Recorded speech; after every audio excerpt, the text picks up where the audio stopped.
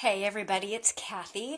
Welcome to episode 32 of Mondays on the Mat. And wow, what an amazingly beautiful Monday here on the central coast of California it is.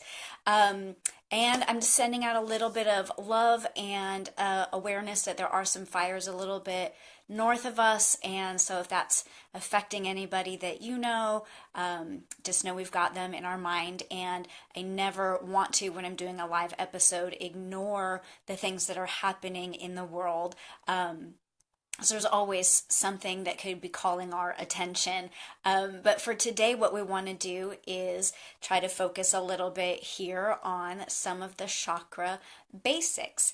And I think this is it's an exciting topic. It's also really big and meaty and juicy. And so as I get into it, it's most likely going to pull up some uncertainty or some areas where you'd like more clarification or more information. So please, please, please shoot your questions or comments down here in the comment bar. Even if you're watching this after the live broadcast, I can use those questions to create an upcoming episode with more clarity or more information for you, because chakras is really a pretty deep topic, and this is like barely tip of the iceberg today. And what's interesting, I think, is that for some of us, tip of the iceberg is perfect. It's all we want. And for others of us, that little bit of information sort of piques our curiosity and we want to know more and go deeper. And those are both great and perfect and fine. So just hang out and let's see what happens today as we talk about chakra basics. And also, what the heck a chakra has to do with yoga. Okay, so first of all, the word chakra is a Sanskrit word. It means wheel or disc. And so your chakras are wheels of energy that lie within the body, and they occur at the insertion point where the mind and the body meet. Cool. And if you see me peeking off to the side, guys, I got so excited. I'm just going to show you. I got so interested in today's topic, I wrote like an entire page of single-spaced notes. And I really want to make sure that I cover as much of this as I can in our few minutes that we have together today. Okay, so your chakras are wheels or discs that meet where the mind and the body, or the insertion point where the mind and the body meet. And they've been described as discs that lie flat, so not circular, but flat inside your body. However, when I go inside and I visualize, I feel more like a sphere.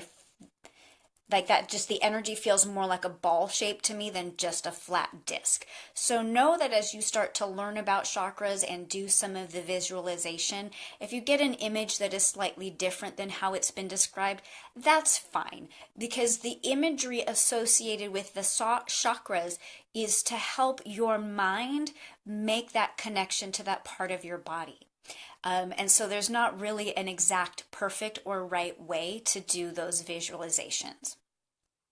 You have 7 chakras, and they are, what's interesting, oh gosh, you guys, there's so much that's interesting, but an interesting thing is the chakras are located at the 7 major nerve ganglia points along your body, and they're associated with the organs and glandular system. So there's a physical place in the body where your chakras are associated with, and there are 7 major points along your body, starting from the base of your spine and ending at the crown of your head. So if you ever hear somebody say or make a joke like, oh, I need to go align my chakras, your chakras are always aligned. They are in a line up your body. The real question is, are they functioning properly? So in a moment, we'll get into that.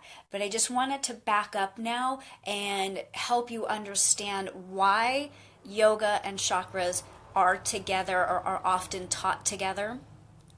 And I got really curious this morning because I mainly teach, I'm reaching for my books, I mainly teach yoga from the Yoga Sutras of Patanjali. And the more I thought about it, I was like, I don't really know that the chakras are in this book. So how can we say that chakras and yoga go together if it's not in this book about yoga? And so as I dug a little bit deeper, The first mention of the chakras comes in the Vedas, which are ancient knowledge and wisdom that were written somewhere between 1500 to 1000 BCE. And this is, the Vedas are sort of the beginning of the writings that inform our yoga practices. And then the chakras are mentioned again in the Upanishads, which were written about 600 BCE. And I think of the Upanishads as sort of these like groovy yoga poems. And so they also inform our yoga practice today as it is. It's sort of the history and the background that built up yoga to what it is now. And so then we get to the Yoga Sutras, and there is just a teeny tiny bit. The word chakra is actually, I discovered, in one Yoga Sutra, and there are a few that point to and allude to the chakras. But because the Yoga Sutras are Raja Yoga, they're the royal path, and they have to do with the mind first over the physical body. The chakras that, or excuse me, the sutras that mention the chakras are more about focusing the mind and concentrating on that area rather than describing the chakras and how they work and what their function is. So just so that you get a sense of it, the Yoga Sutras are divided into 4 chapters. And in chapter 3, verse 30, it says, by samyama on the navel plexus, knowledge of the body's constitution is obtained. That's the English translation. And in Sanskrit, the word chakra is there talking about that solar plexus, which is considered the center of your body. So the Yoga Sutras do acknowledge the chakras a little bit. So it is valid. So I wanted to make that point because I sometimes feel like, people who teach and practice yoga can get portrayed as like hippy dippy, new agey, weird, woo woo, with there not being any founding or information that's driving the teachings. But so the chakras are ancient yoga wisdom. They are mentioned in yoga texts, and they are a part of yoga. If we remember that the word yoga means ultimately to create a union with your body, mind, soul, and the truth. And the truth is that you are the divine bursting forth through you as you. And so part of creating that union is taking care of those energy centers. And so I was mentioning last week a little bit, taking responsibility for the energy you bring to the world. And in, I think it's episode 8 about mantra, is another way that you change the vibration inside your body. So by caring for your chakras, you're caring for the vibration that you put out into the world. And already, you guys, I can feel myself wanting to go in a different direction, which is like, thank God I wrote my notes. And why I really want you to shoot questions to me if you have them, because this is such a thick topic. Not thick like dense, but there's just a lot to it. And I just wanted to show you this book, which I know is backwards thanks to the way the cameras work on the phones. This is called Wheels of Life by, I think you say Anudia Judith. Okay, this is such a great book on the chakras, and this is the main book that I used when preparing for today's lesson. So if you're like, ooh, this is kind of interesting and I'm curious, this is the book I would recommend you get. So we know the chakras are discs of energy that lie along your body. And there's subtle body energy.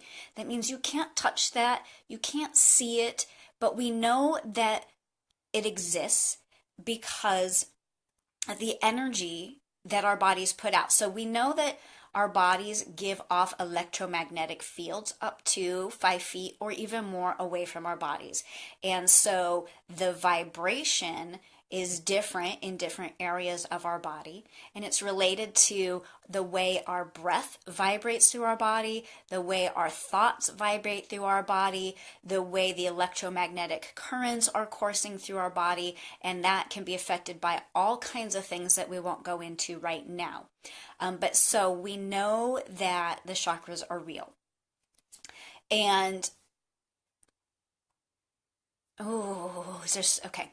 So why don't we just start to explore one of the chakras a little bit, and then again we can get into it later. So it's a wheel or a ball of energy, and like I mentioned, the visualizations are to help your mind connect with your body. So the very first chakra is called Muladhara. I'm going to try, this is kind of a fun word to say. Try saying it, Muladhara. Muladhara.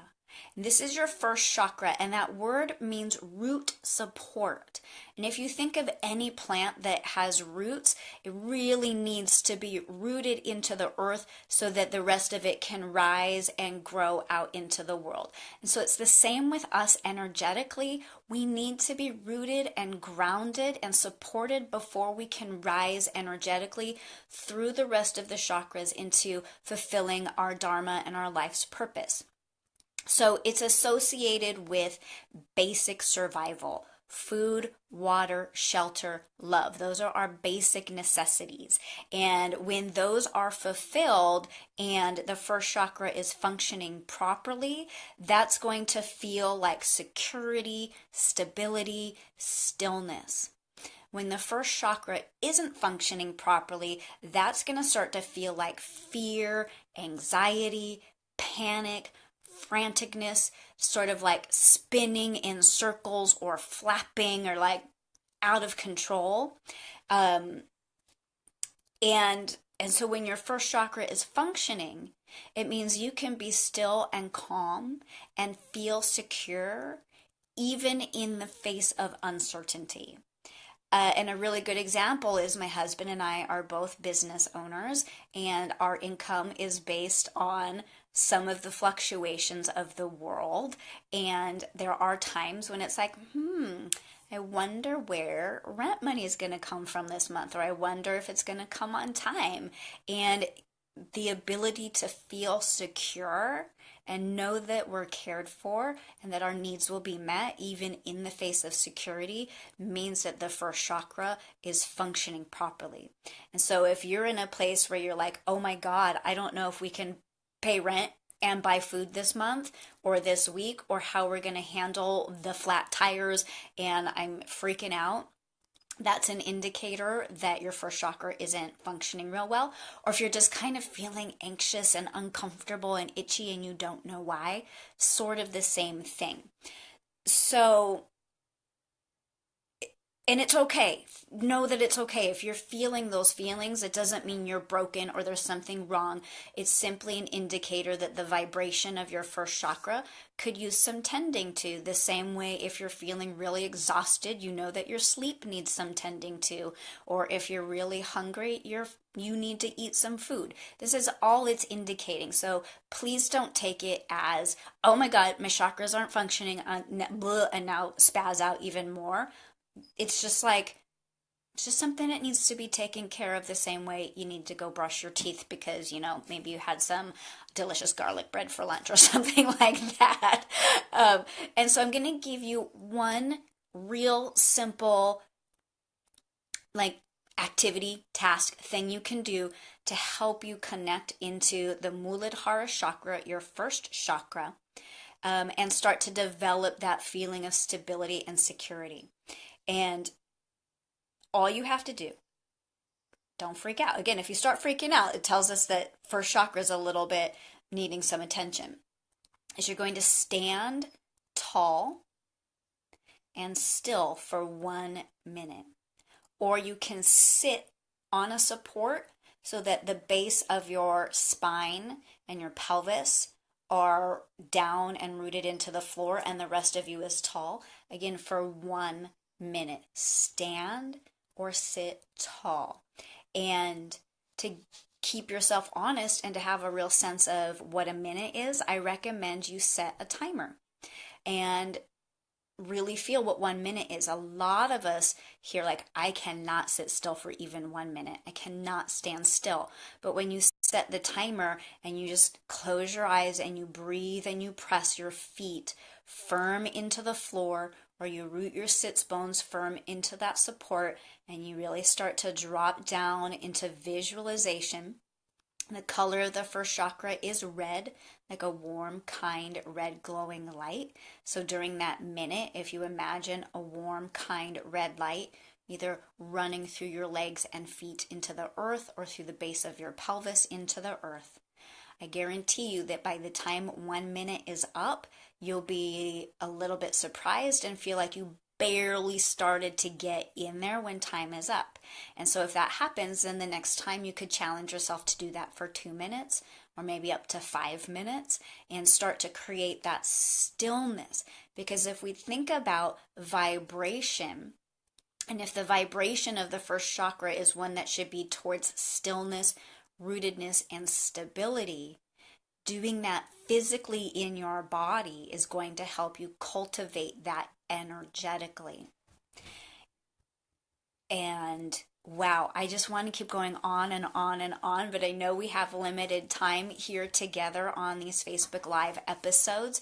So, again, oh, Wheels of Life, so great. If you are even a little bit interested in the chakras, grab this book.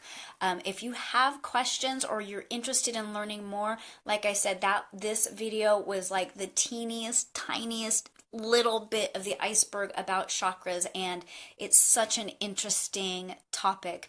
I would love to talk with you guys about it more if that is also interesting to you. I want to make sure this is a mutually satisfying conversation that we have on Mondays. So again, comments here, comments over on YouTube, comments to me live in class, and maybe we'll go further. Maybe we'll go somewhere else. Maybe we'll go back to asana.